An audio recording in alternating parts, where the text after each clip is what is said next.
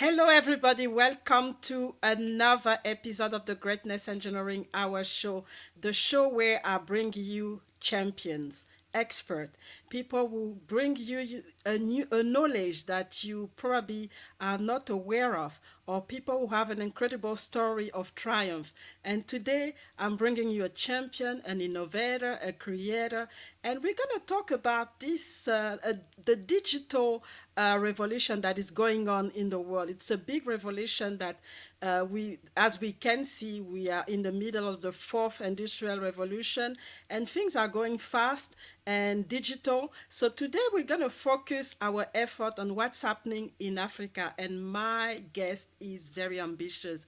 He's really working toward, his mission is to work toward building a Wall Street for Africa. And we know that it's been a challenge for Africa, the transaction, the trade, because we are not, we are not on top of all the trade. We are trading using foreign currencies. So this is an opportunity in this digital era to actually redefine what trade is for Africa and how we can build something for ourselves on the continent. So I'm not going to tell you more.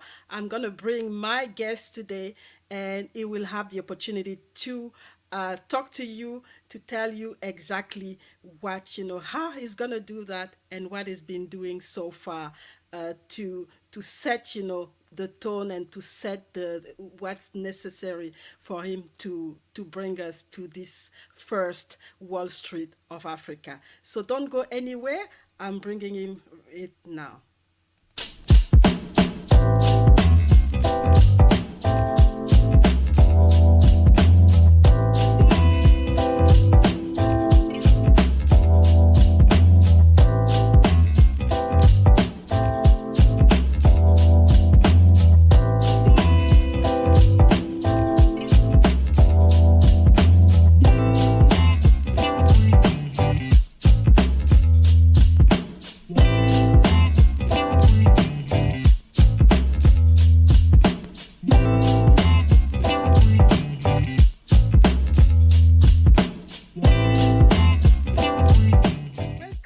Another episode of the Greatness Engineering Hour show, the show that is brought to you by the Birai Telekima Global Leadership Organization. Feel is important is if you just look at the word compassion, when it's behavior, it's something that can be learned, and it is something that we can embody through habits and through our daily actions. Like, what can I do now with this all experiences that that I have? And for me, it's knowing who I am, believing in myself, and trust, and have confidence that yes, this has happened. To get this idea that if we interject this wisdom intentionally, I call them needle movers. It's the needle mover that's missing.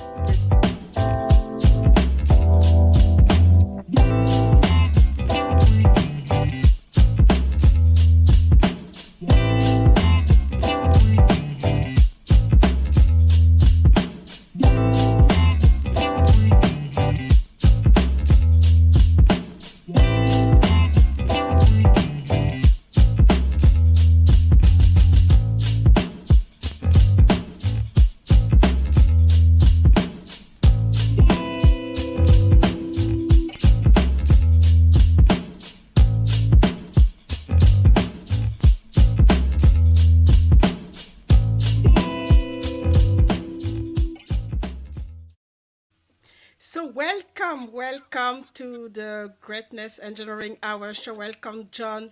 And I'm really excited to have you here today and to talk about something that is revolutionary in the world and see how, Africa can capitalize on that. But before we get into all the excitement, I want you to introduce yourself to the audience. Let us know who you are and anything that you feel like the audience needs to know about you. And then we'll delve into our conversation on the digital revolution that is going on in Africa. Sure. Thank you very much indeed, Mirai. It's been an honor. And first of all, can you hear me okay? And can your audience hear me okay? If you guys can hear me, please give us There's a a thumbs up. there's a bit Absolutely. of feedback right now. It was okay at some point, and then the feedback came in. So we really want to.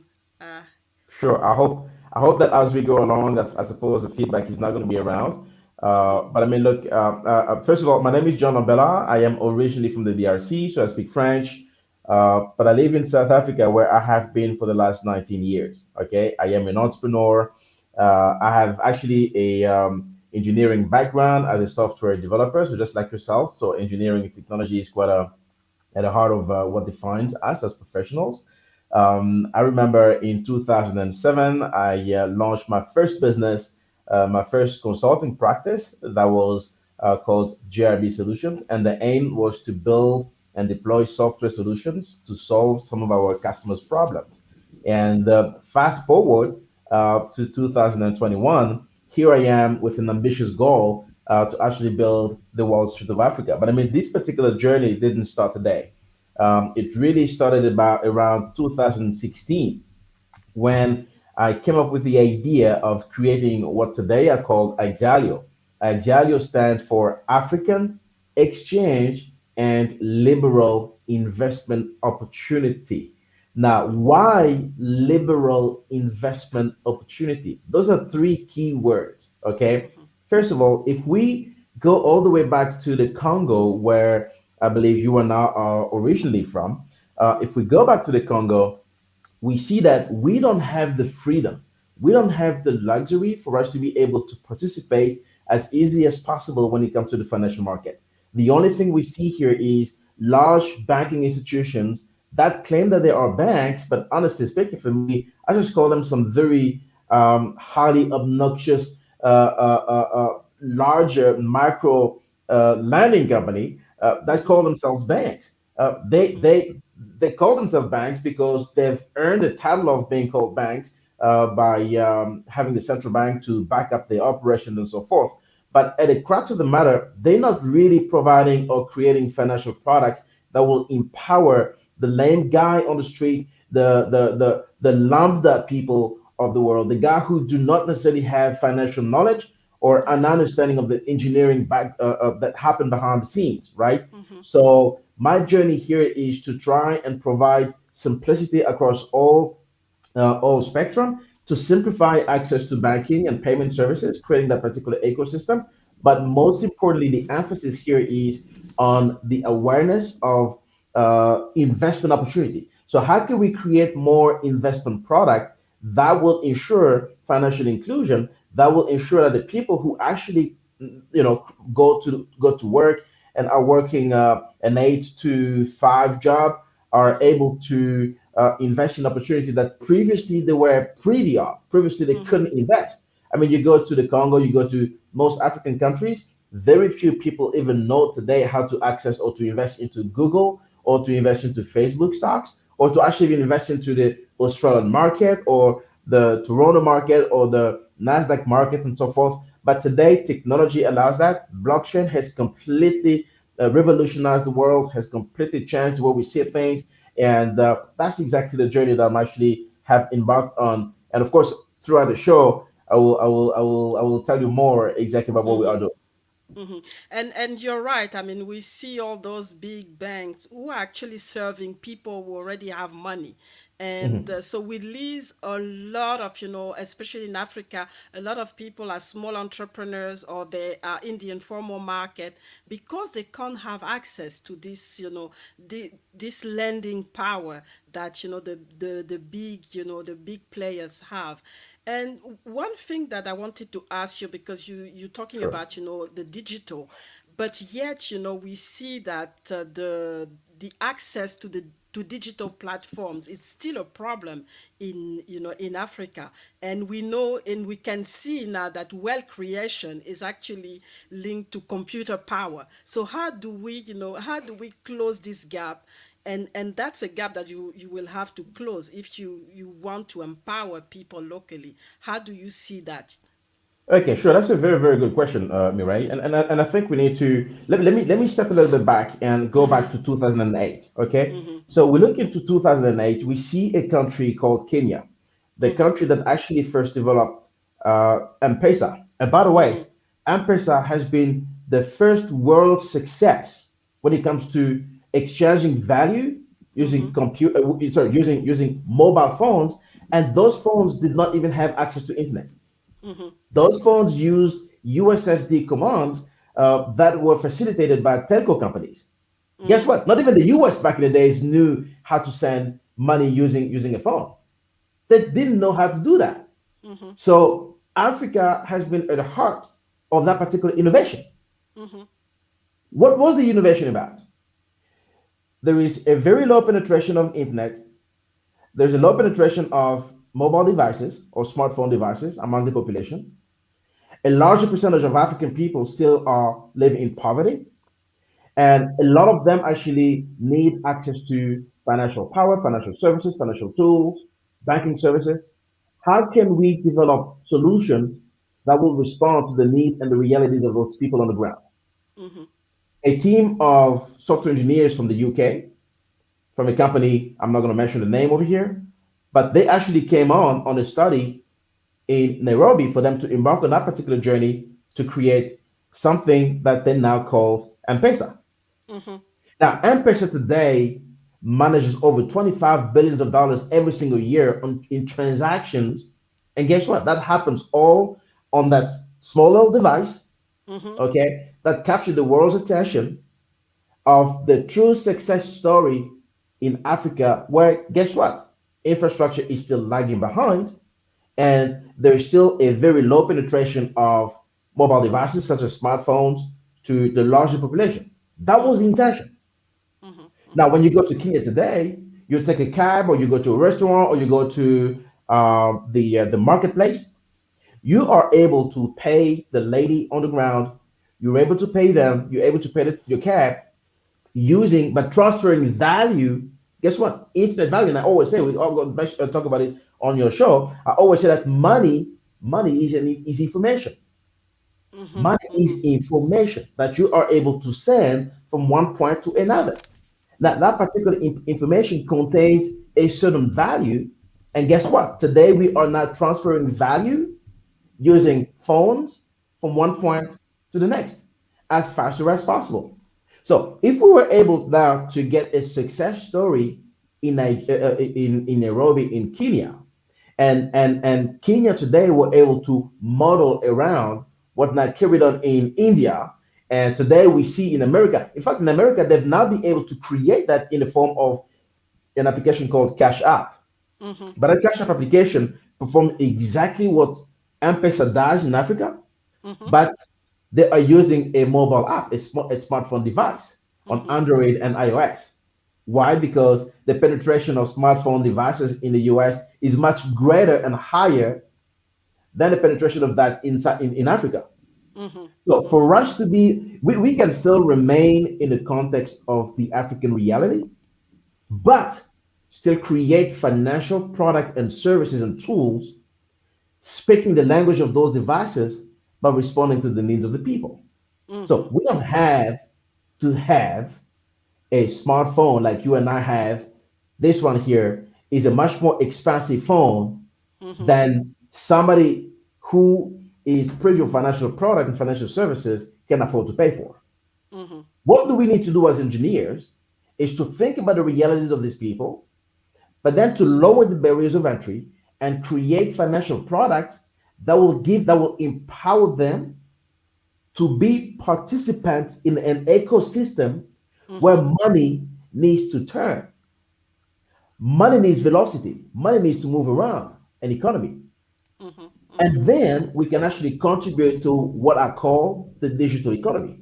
Because even if you use a mobile phone that does not have access to internet, you still have telco companies that do have the financial power, the financial tools, and the infrastructure to transfer whatever we do on the USSD into tangible value that can be exchanged, right?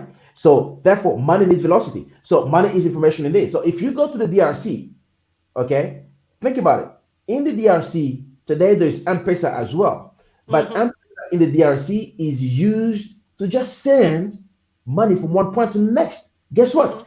If you are asking me, John, you know what? I'm in the airport and I need something to do right now. Can you please send me about $200 worth of money?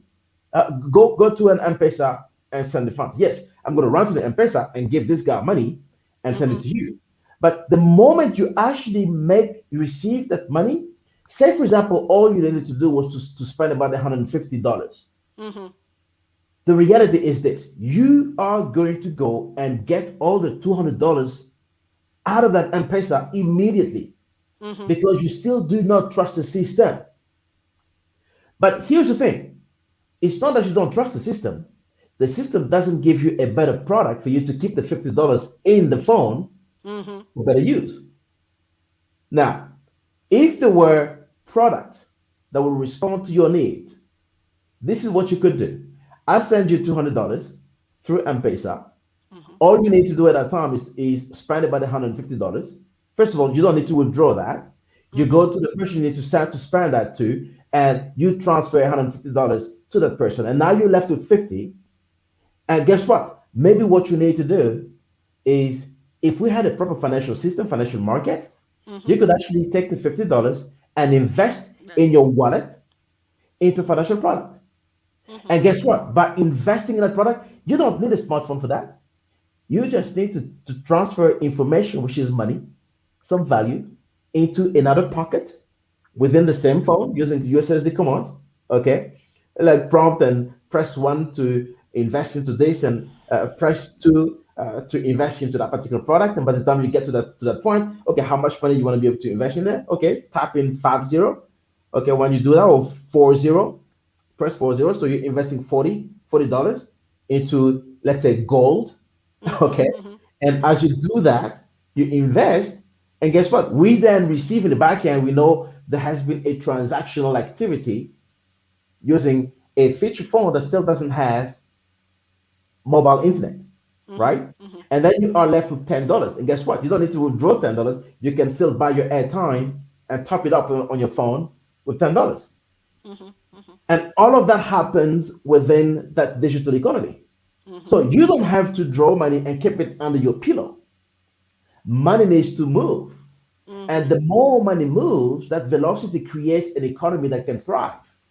Because when you invest $40 into that gold product or into an agricultural product, essentially you are contributing to the creation of jobs and to the thriving of that economy, because that person is creating a job, and he's harvesting a lot of these products in an agricultural manner. And guess what? That's creating that he's able to sell more product because he's getting access to money, Mm-hmm. and you are contributing directly or indirectly as part of an ecosystem that needs that the particular economy to grow. And in the end, every quarter he can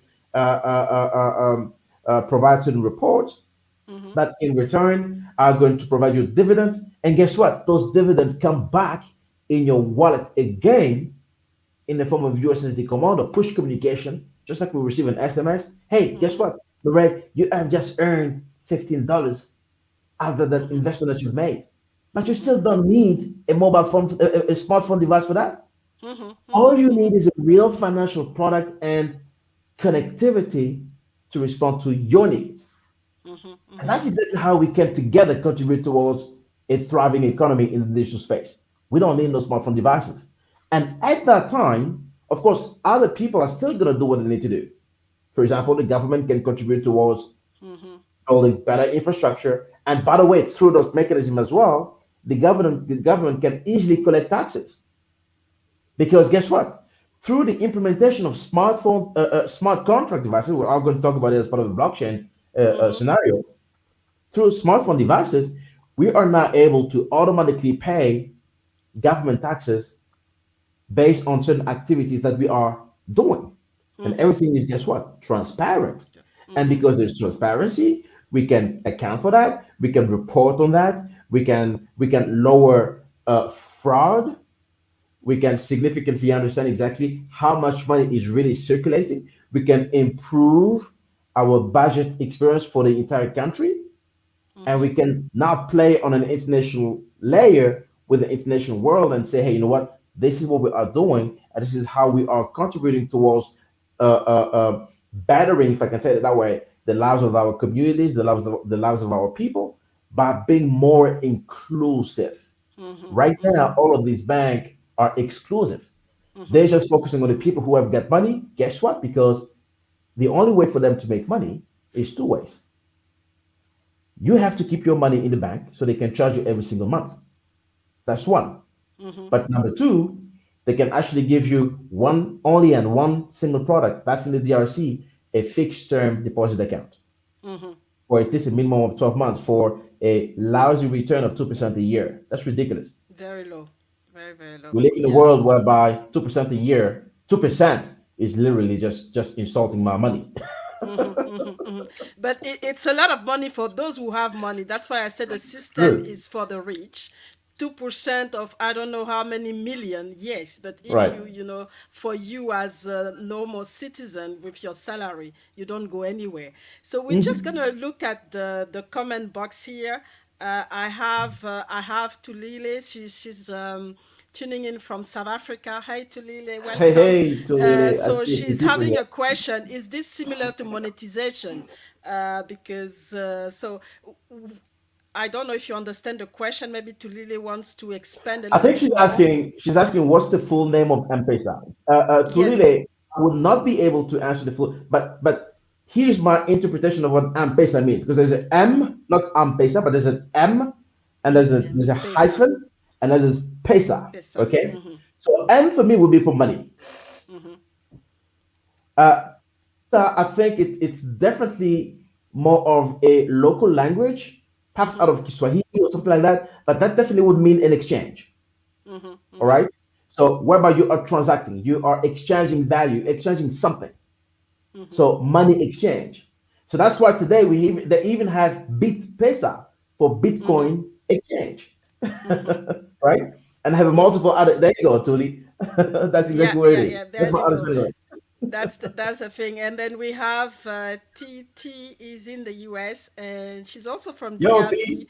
So she's interested. She would love to connect after this. So let's make Sounds sure good. you connect, and that's good. So we're gonna have a break, and we'll be back to continue this very insightful conversation. And I hope you are learning as I do right now. So Sure. let's have a few minutes and we'll be back. Sounds good.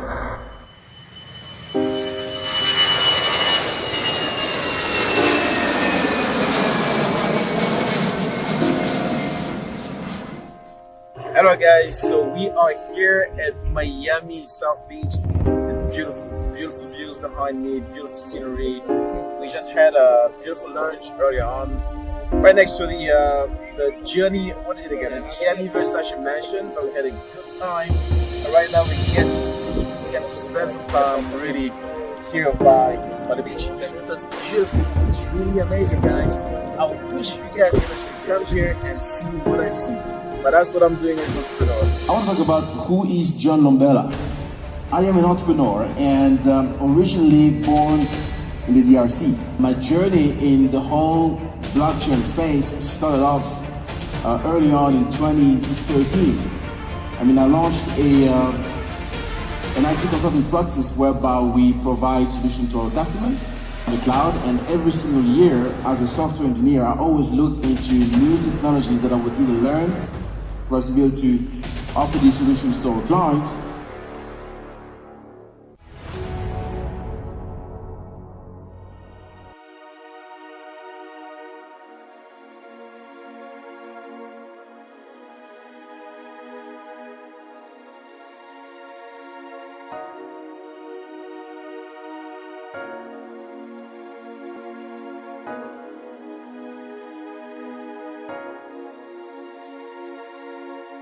Alright guys, I happen to be in Miami and this is beautiful. Okay, it's a beautiful scenery. Like, look at the weather. It's really, really amazing. So I'm actually right here with my partners, that are, and we are discussing business.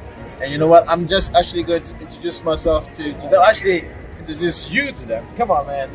This is Simone Mazuka, and he and I are going to be doing some amazing, amazing stuff for Africa. Let me introduce to you my man, the technical guy. This is Paolo. Okay, so what I want them to do is to say a few words and introduce to you very briefly what we intend to do in Africa. Come on, Simone. Why don't you just say a few words to our followers and viewers about the excitement, business opportunity we're working towards, and what we intend to do for you guys in Africa. Come on, go ahead. We think that Africa is a very huge platform to develop and to increase. Africa is the most strategic country for really give a big change, not only in Africa, in the world, through the blockchain. We will start with our new association in Africa. That will be an association for blockchain innovation, and basically will be an educational association who allows all the people to know more about blockchain. We will train people in the blockchain, and we really clarify once forever in the world, and basically starting from Africa, what blockchain is, how clear it is, how will help Africa and the world to improve the economy. Beautiful. You said it right on. And guess what? Who's going to be the president of the association? The one and only guy, John Lombela. So you got it here first. You stick around and keep learning, because we are bringing these technologies to you guys. And our focal point is obviously going to be the DRC, but we are going to be based from Johannesburg and tapping into the whole SADC region for us to do amazing things. So stay tuned for more. Keep on. Thank you.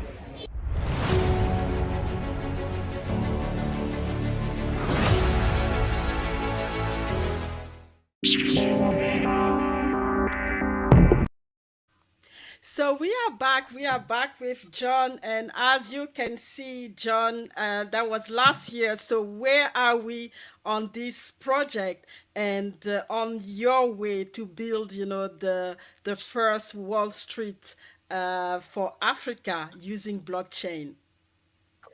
First of all, I think it's quite important for me to explain why I call it Wall Street.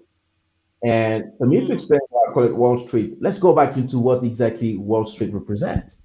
If you go, there's only when you mention Wall Street, the only Wall Street that you can actually remember is what happens in New York.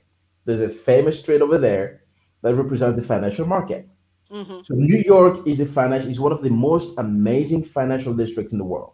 Okay, when I started my journey, I told myself one thing. I told myself, listen, one day I want to be rubbing shoulders with the guys that are in Wall Street. And the only way for me to do that is in 2017 and 2018 and 2019, I started traveling around the world. And I've been on all four corners of the world. I mean, you witnessed me traveling around the world pretty much and going around and speaking in various conferences around the world. And I remember the first event was in Malaysia, where I was the only black dude there, and I spoke to over 1,000 people on a panel conversation about investing into various projects. But also, one of my first keynote presentation was blockchain, a trust protocol for a new economy. I will explain that shortly to your audience so that they can actually understand the trust component of blockchain that allows us today to create a better and new economy. And I think that's very, very important. But then Wall Street in Africa, let's think about it for a second. We have the richest countries in the world. We know Congo is one of the richest countries in the world. In fact, one of my presentations in Dubai, and I said, listen, we have over $24 trillion of untapped minerals. But yet, Congo is the poorest country in the world. How can we really get access to resources out of Africa in the world for us to create a better economy for ourselves? Blockchain technology allows us to do that. But for us to be able to do that better, we need to be able to restore one element. And that element is trust. First of all, if we'll go back and look into how trust has been misused when it comes to the financial market, financial services, Not only then September 2016, we see exactly how BIAC, one of the banks in Congo, went completely bankrupt for mismanagement. But I mean, it's a little bit political, and we know what really truly happens behind the scene. And right now, they are under liquidation. And we see a lot of people today that do no longer trust banks, especially in Congo. And that responds to the need for people to actually keep their money at home. They prefer to keep money at home, they prefer to move around with cash, but local authorities and central banks do not do enough for them to be able to help people really out there to use cash or to bring cash back in the banking system, right? So let's fast forward that a little bit. I do believe that to create an economy that is going to thrive and that is going to position the Congo that is at the heart of Africa and allow all of the other countries that are surrounded by our 9 or 11 borders to not only breathe, okay, but thrive at the same time. Blockchain technology, for the first time, allow us to achieve just that by promoting frictionless transaction between parties. Frictionless because people don't have to interfere into the realities of what has been embedded in what today is known as smart contract. Let me debunk the words trust in a blockchain context. First of all, the first letter T in the word trust is for transparency. The blockchain technology has been created to promote transparency today. Transparency because every single thing that is digitally embedded, you know what? It's faster and quicker and easier for you to do reporting and for you to have digital trail to understand exactly who has been a part of it. T for transparency. And that is very important. It's one of the fundamental elements why the blockchain technology has been created today. Now, the second one in the word trust is R for reputation. Now, the reputation in the R is important. Today, we use Uber. 11 years ago, Uber was created. And Uber, in fact, has been created and has been dubbed as the one thing that created what is known today as the shared economy. The shared economy thrives, but for you to participate in the shared economy, you need to have a better reputation. I'll give you an example. If you use your smartphone device today and you call an Uber, right? If that particular Uber driver has a rating of 1.5, do you think you're going to ride on that? Exactly. You will not ride with this particular guy. Why? Because you don't know where this guy is going to take you. And that's why today drivers are incentivized to do good, and reputation becomes like their digital currency.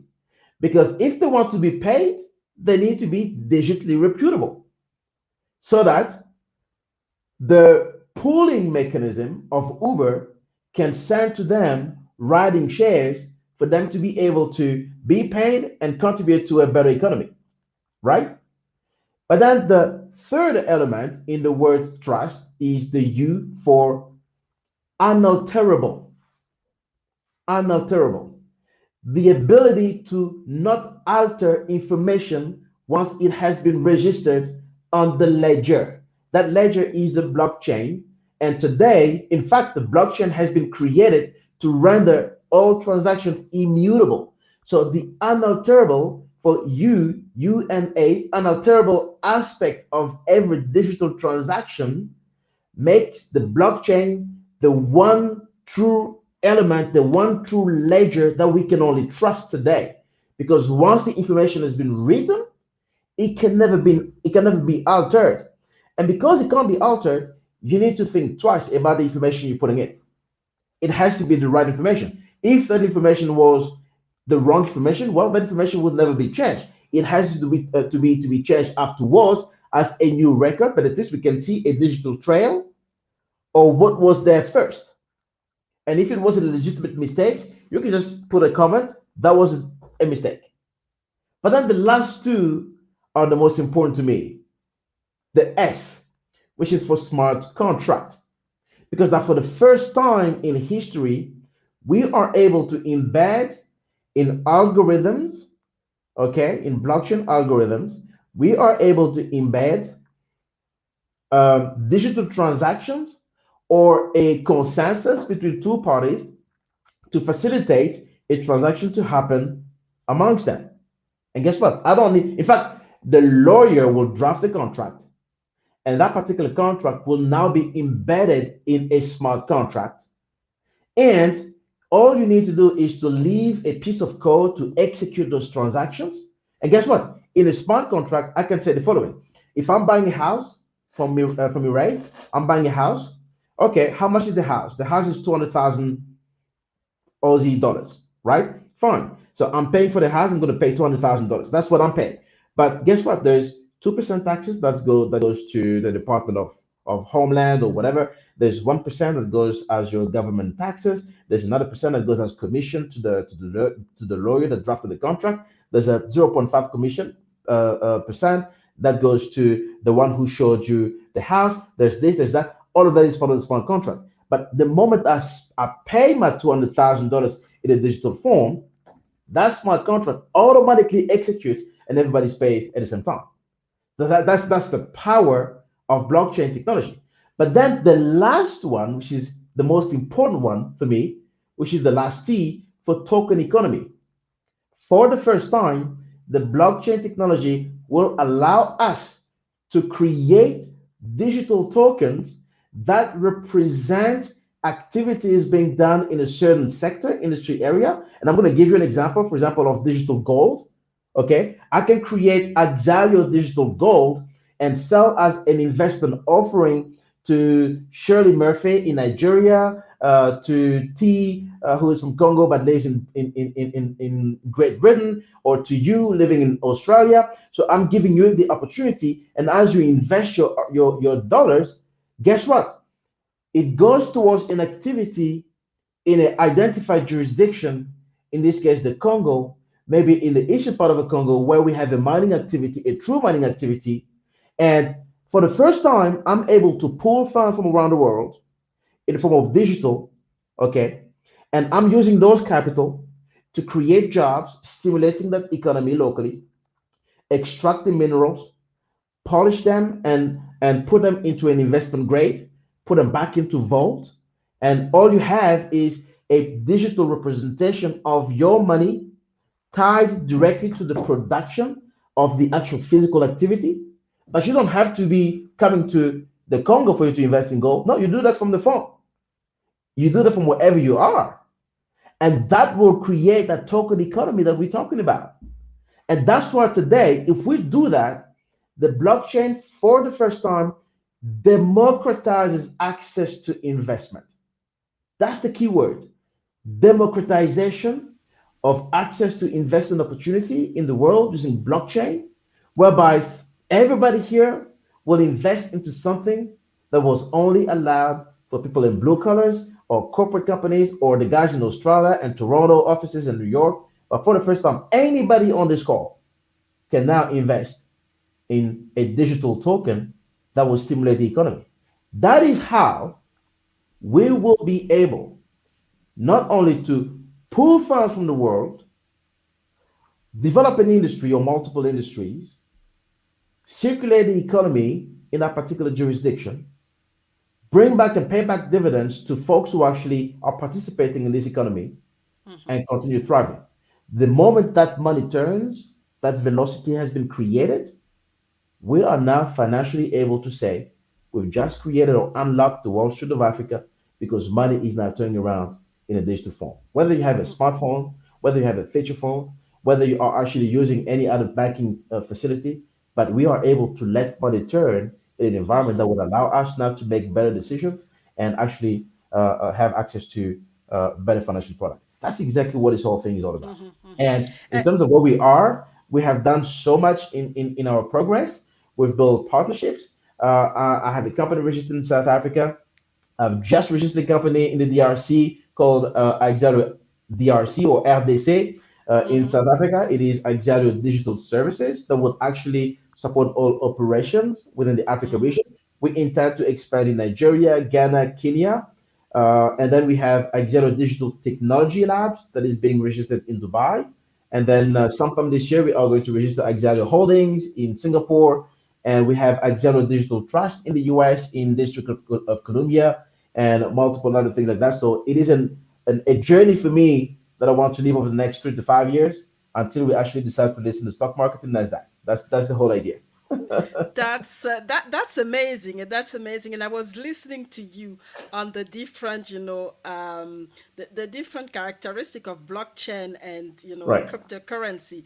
But yet we still see this reluctance. People still find it risky, and yet there's security, there's transparency, and as soon as you make your transaction, it's there. You have all of this, and we know, especially in those in the mining sector, in the petroleum sector in Africa, a lot of things are not transparent. So which make it's very difficult, like you say, for somebody who is not up there and who doesn't know the bank, the institution, to be able to invest in those industry. And here you have this this tool and this platform that can actually open up, and people are scared. People are scared of this power that you're giving them. So how do you manage that? I mean, you've been you're now in the DRC. Hopefully, you creating awareness. How do people come along, if they come along? It's going to be an educative approach. I can tell you right now, I've got all the tools, but I will not deploy those tools recklessly because I'm facing political power, I'm facing reluctance, I'm facing ignorance from a lot of people, I'm facing so many pushback that what we need to do is to continue educating. I've been educating the masses in Congo since 2016, and I've been doing what I'm doing right now behind the scenes. For example, offering alternative investment vehicles in the Congo itself, where people invested with me $50,000, $30,000, and sometimes more to participate in our diversified portfolio.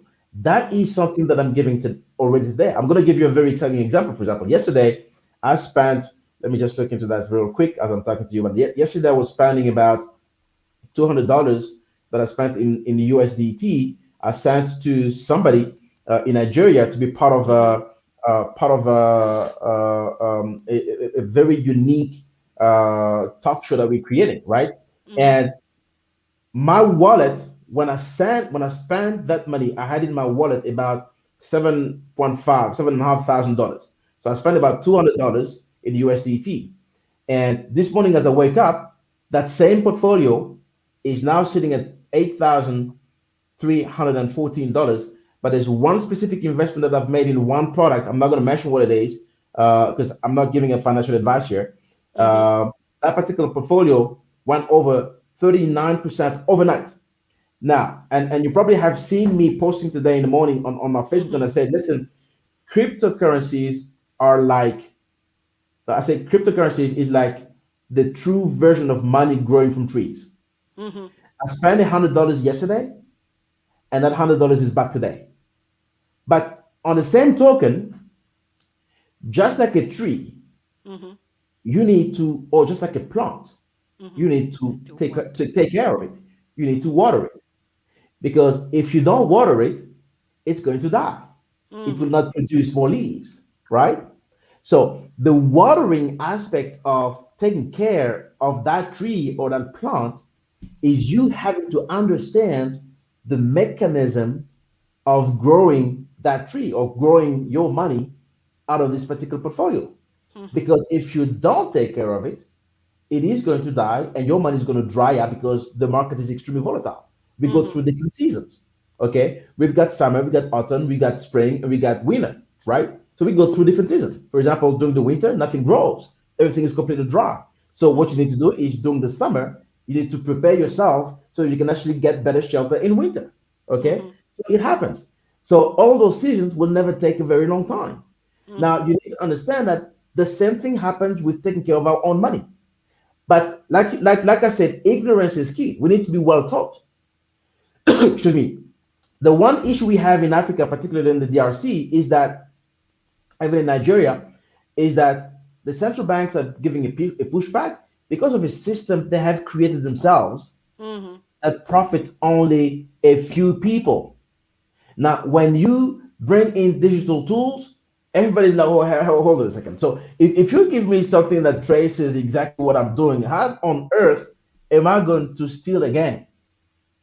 Now, you need to respond to that. An extremely ignorant, let's say, political guy in parliament who doesn't know how to create that money or value and only knows how to steal, he needs to be better taught about how to create value in the economy. So that by the moment he's out of the power, he can still create money and let innovation to thrive. So we get to do that. I mean, I've been very, very on the ground and behind the scene, and I say to my team, listen, we have the tools, but we are not going to go blindly. We need to lobby our way through. But also with that comes political support. We have a president in the country of Congo that believes in a digital transformation. Because right now, for the Congo to thrive, digital transformation needs to be embraced.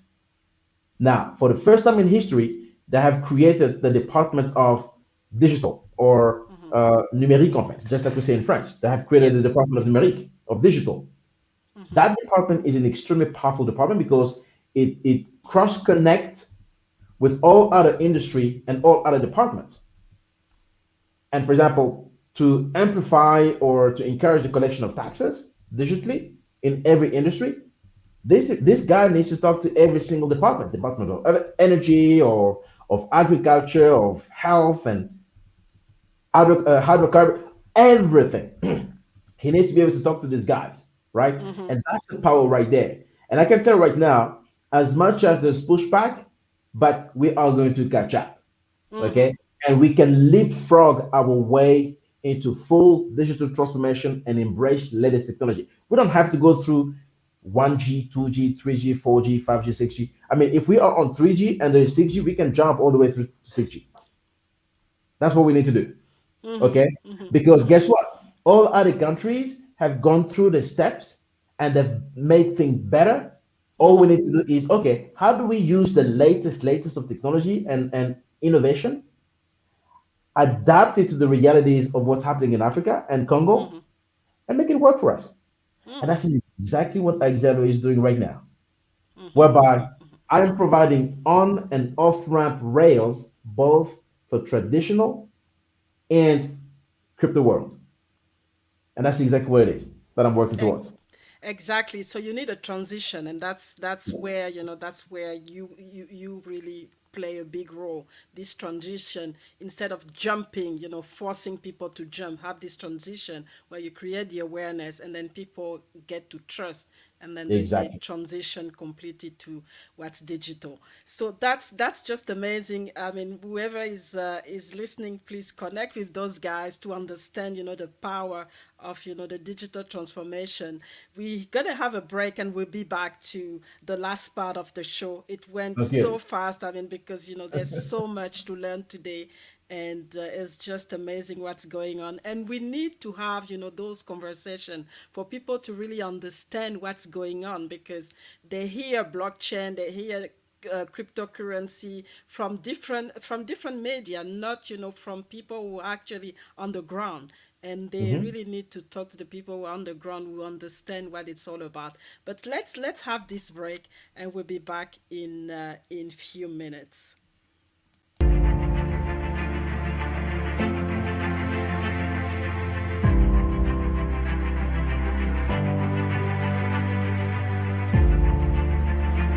I think blockchain is going to be a very critical technology for the future development of the world. It's not only about financing.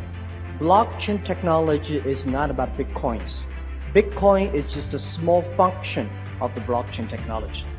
I'm a strong believer of the blockchain technology. This is not about Bitcoin or digital currencies or crypto assets. It's the underlying blockchain technology. Now people can trust each other, and they can transact with anything from money to music, to votes, to their identities, peer-to-peer. Bitcoin is either MySpace or it's Facebook, I don't know. But blockchain is social media. So at the macro, blockchain's going nowhere, right? Like blockchain's here to stay forever, and it's a very big deal.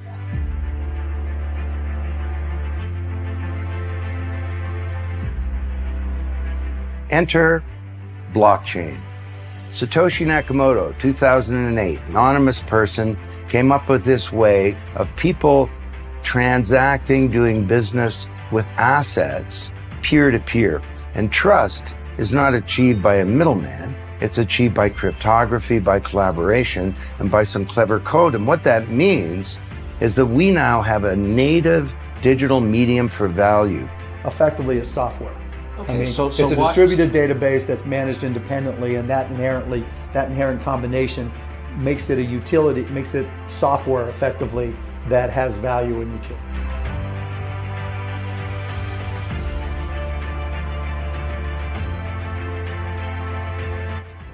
The business world of the future, say 10 years from now, it's going to run on smart contracts. It's going to run on strong encryption and on, peer-to-peer based consensus mechanisms. So the core technologies underlying blockchain are going to pervade everything, just like the internet has, just like object-oriented software has, right? No. So the choice, when I talk to people, I said, what do you think will be here in 2040, approximately 22 years from now? Will gold still be here? Well, it's been here since eternity. Well, will the dollar be here? Right. I don't think so. And will blockchain be here? I think so.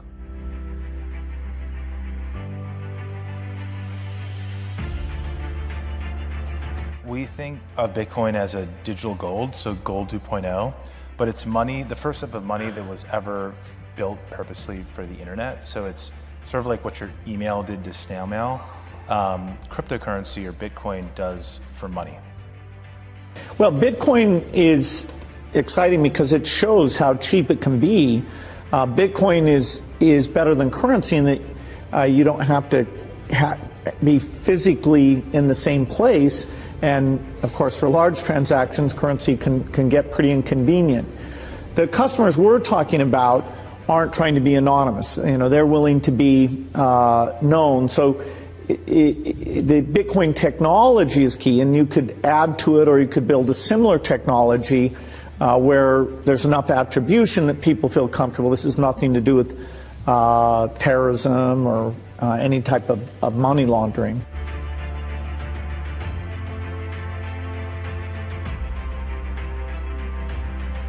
It's still very early. Institutions, everybody knows about it, everyone's heard about it, and there's some very sophisticated people in even these banks who know about cryptocurrency, but they're still not really in the game yet. It's still very much a retail-driven market, very much a lot of the actions out in Asia. So we still think it's the bottom of the first inning. If you read this book, you understand how we got here and how far it's come, but it's also just sort of the beginning in a lot of ways. Well, I think it is working, and there will be other currencies like it that may be even better. But in the meantime, there's a big industry around Bitcoin. And people have made fortunes out of Bitcoin. Some people have lost money out of Bitcoin. It's volatile. It's volatile. Yeah, but it is quite volatile. But when in volatility, people can make money out of volatility. So where I see crypto as effectively as a replacement for cash, but not as a replacement as a primary. I do not see crypto being the primary database.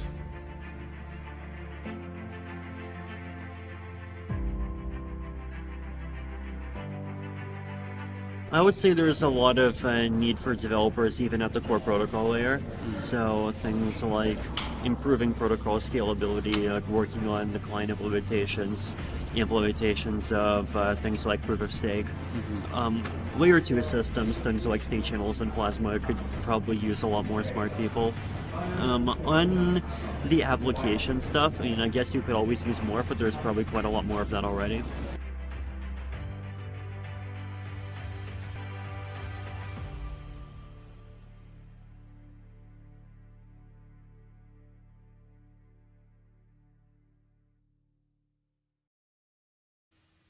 So we are back. We are back with John, and we are talking about the digital economy and how he's pursuing his dream to build the first Wall Street using blockchain.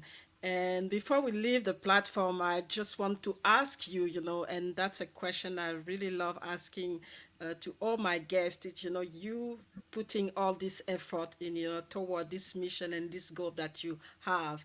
So what's the real legacy that you want to leave as part of this, this big mission, and how it's gonna serve, Africa in a way to become, a better place for African, but also for people who comes and get to know about Africa. Fantastic. This is a very very good question, and being an entrepreneur is way more than just being out there and trying to fulfill financial needs for ourselves. For me, being an entrepreneur is something at the core of your being. All right, so it's almost a calling. It's not a job. It's a lifestyle. It's something that is a part of me every single day, and because of it, every single thing that I do comes from the heart. And every single thing that I've done in my life as an entrepreneur and every single out of venture that I've actually undertaken has been around because it was a purpose, a journey that not only taught me so many things along the way, but led me to uncovering so many other skills and talents that I somewhat never knew about, but only uncovered as part of me being able to do an activity and so forth. And over the last 3 years, one thing that really caught my attention was being able to bring about a phenomenal change in the world of finance. I would love to be recognized as somebody who has tremendously contributed to the effectiveness of the financial sector, especially in the investment world. I want to be able to be contributing one of those guys that really are doing significant work to better the lives of people. I am not necessarily after money because money is definitely a significant result of the work that I do. And because of that, it doesn't matter whether I go through ups and downs, I will keep my head above waters and keep my mind focused. Why? Because I got a goal and something that I really want to be able to achieve. I've given myself 5 years, 2025, to be able to completely change significantly so that by 2025, I can actually flip around and change a little bit because then I would have left something that is working, even if I am no longer.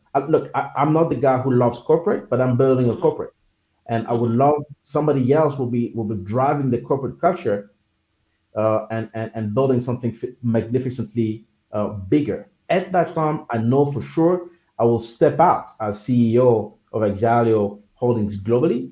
I will just have shares and be writing probably be a chairman or something, but not being involved in the day to day of operations.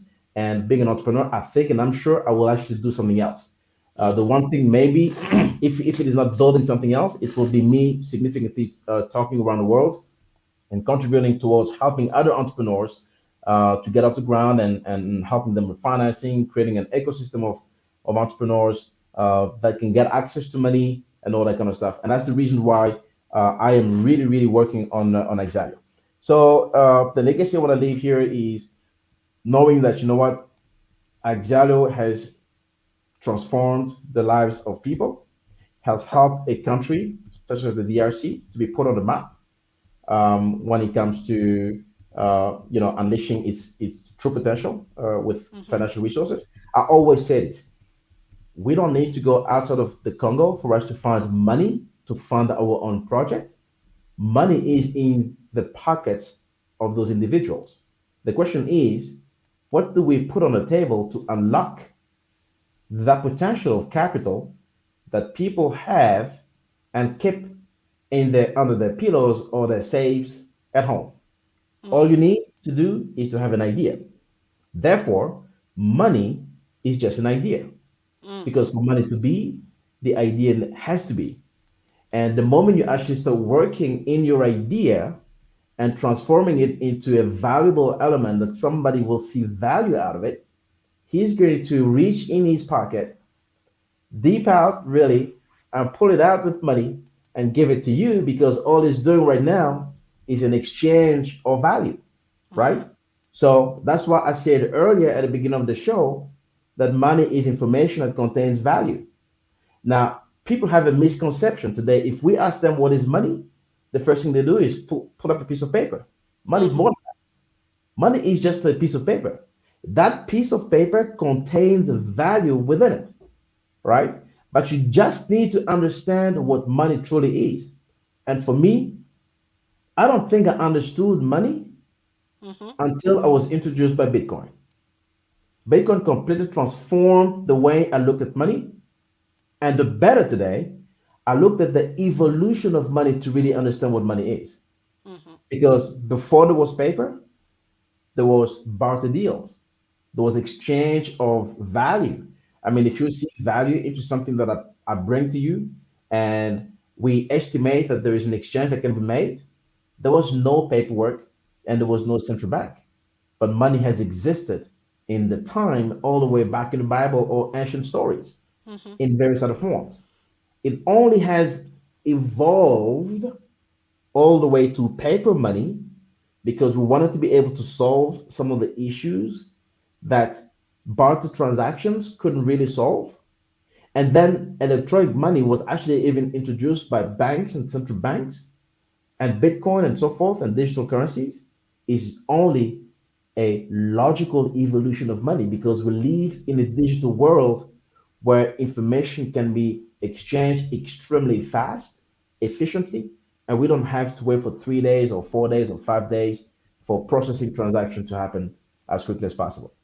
That's exactly what it is, and Axalio is here to work towards that. And I am significantly hooked into this mission to achieve so many things, to provide investment opportunities to people, to the African people, but also to the African diaspora, uh, to lower the barriers of entry into core banking services. For the first time through Axalio, somebody can have a global, multi-global bank account with a single IBAN number, international bank account number. So you can have a USD account, a Euro account, a GBP account, and any other locally viable currency that we fit should be actually introduced as part of our platform. And you can have a debit card, whether it is tied to Visa or MasterCard or UniPay, for you to be able to monetize your digital value, okay, valuable. But most importantly, we want you to be able to learn how to invest as easily as possible because that's the one thing that we do not have access for the larger part of the African people. And that's the one thing I want to be able to change, and for everybody listening here and for everybody who would like to follow my work. Fantastic, powerful work. I told you, I bring you champion. I bring you people who have a particular knowledge that you're not aware of. So make sure you connect with John and you get to educate yourself about money, about blockchain, and all the possibility and the power that this way of transaction, this platform where we're building transparency, security, and easy access for you wherever you are. Make sure you understand where you can have a role into it. So before we leave the platform, how can people connect with you, and is there anything coming up that the audience needs to be aware of? Do you have a Sure. training, especially for us now that you have lightened this appetite, a training coming or something, an event, so that we can continue our education on the digital economy and the digital tools that are available? My life has been a journey of so many challenges, but also transformational. Every time, every year, first of all, I keep the goal in mind. But every year, there are new challenges that force me to pivot around and adapt myself, but still carry on the journey to achieve the same goals. When I started this journey, what I first started was training, education. Okay, so I provided a lot of training. I've held countless of hours of training, both in South Africa, in London. I remember some people. In fact, for everybody who's going to be in London, there's a group of Ghanaian people who want to fly me back to London because I think the last time they flew me was in January 2018. They want to fly me back in London, I think in July or August, as soon as everything has loosened up with regard to the travel restrictions. They want me to go back to hold a much larger, better, and empowering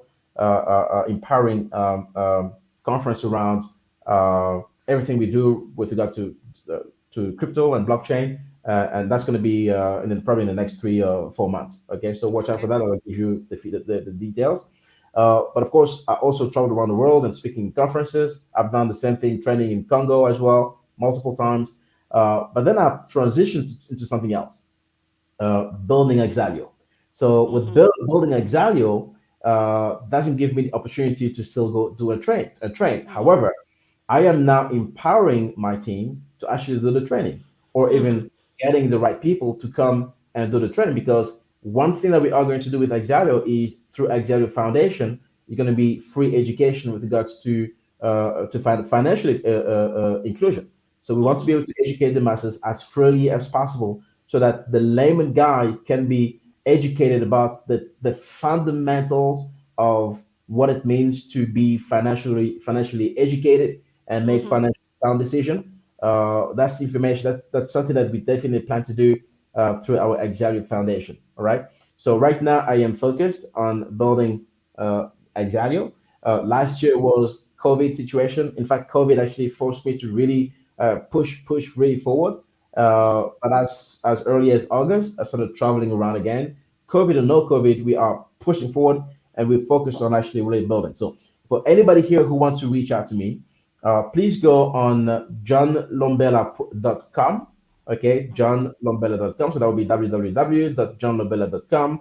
That's my personal branding page. You can see everything that I do about Axalio. That's first of all about myself as an entrepreneur, but of course you will also see everything that we do about Axalio there. My team is pushing. I don't manage that page, that website. My team manages the page, the website.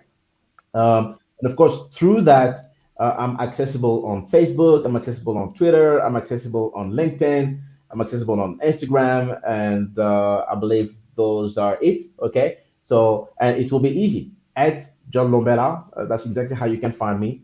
Very easy to find. I want you to be very, very, very knowledgeable about finding information, because some people are misusing my pictures on the internet. We see that more often now, especially on Facebook and Instagram. We see a lot of people actually using our pictures and claiming to be me and asking people for money. Some people have been scammed in Botswana, in Zimbabwe, and I think in South Africa using my pictures. You need to remember one thing: we do not solicit anything, and we will never offer any investment products online, because this is against our ethical behavior. However, you have to look for information, but you have to be educated. Certain products are only going to be offered to those that respond to our criteria, but they have to be vetted first. They have to be KYC first. If anybody, even if it is myself, that claims to be myself or clones my account asking you for money, never ever send a single dime to anybody. In fact, that's an advice that I give you. Anybody that sends you a message, a DM first, who reaches out to you, hey Mireille, do you know that have you heard of Bitcoin? Yes, I have. Okay. Did you know that you can actually make 25% every single week if you invested $100 and you can do this? The moment anyone sends you that kind of a message, and I repeat, anyone, whether it's on LinkedIn, YouTube, Instagram, Facebook, you name it, please block that person immediately. Even if that person comes with my face, block him and delete that guy immediately, because if you engage in conversation, they're going to tap into your psychic and they will actually lead you towards doing and making some of the bad financial decisions for you to be able to send money and say in the end, I've been scammed. All right. So I'm saying things that I know. I have skin in the game all the way back since 2012. I've built the hardest skin, and what I am doing today is helping the people based on my experiences as an entrepreneur for the last 15 years. And I'm here to be able to put back the power and to bring power back to the people, so you can really, really embark on a journey for self-fulfillment for yourself, for your families, for your businesses, and everybody else around you. That's exactly what I can say. Okay. Thank you very much. It has been an insightful, show. I see that everybody appreciated. To Lile, she said that it was a great show. She really Thank you, enjoyed, Lily. enjoyed that. We're gonna connect you with T.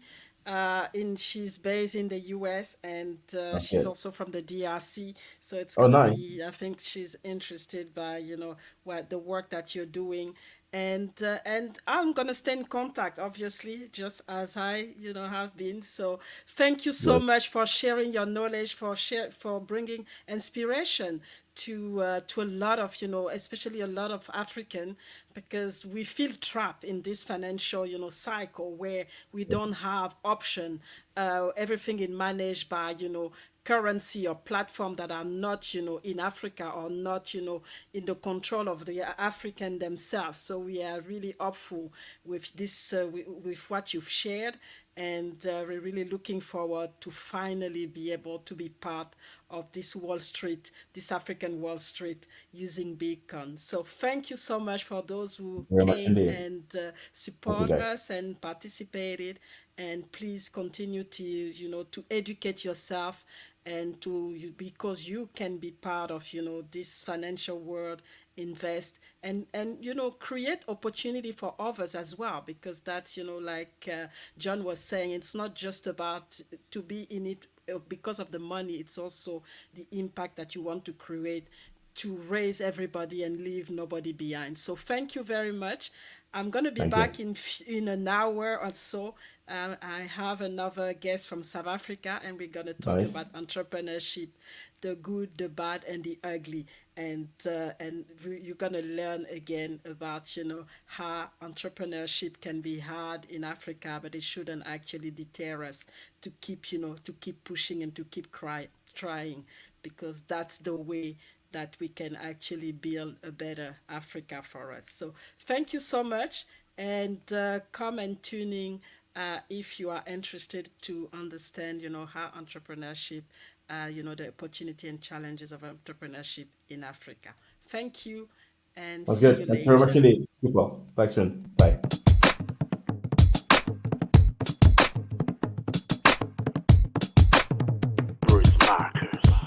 Hey,